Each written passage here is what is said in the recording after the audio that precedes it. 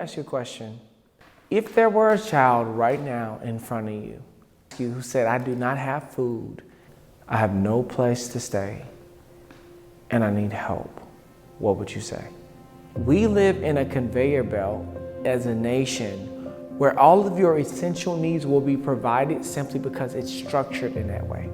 Well, this is not true in other parts of the world. Right now, there are 7.2 million people in Eastern Africa on a conveyor belt to death. Many of these people lack the essential needs and resources to live, and no one cares. If you were to ask me what to do, it's just care. I don't mean care in a very mystical sense. I mean more in a practical sense.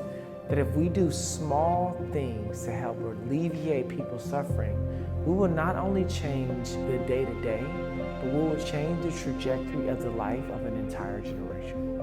At Build a Better Us, we have a commitment to not just see the problem, but to take action and to provide essential food, education, clean water, and shelter so that these individuals move from not just being orphans, but essential leaders in both their communities and within their families. One of the most eye-opening experiences that we've had in serving in the orphanage is that a kid named David ended up catching malaria.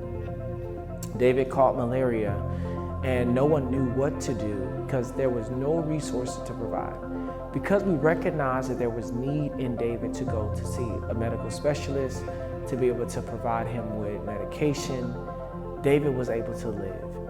And I want to say to you, because one person cared, a child was able to live. The first thing we're asking for you to do is to donate and help us begin to not only assess the needs, but to provide the support for these orphans. The second thing we're asking is that you share this campaign. We all know the power of social media, and we all know the power of influence.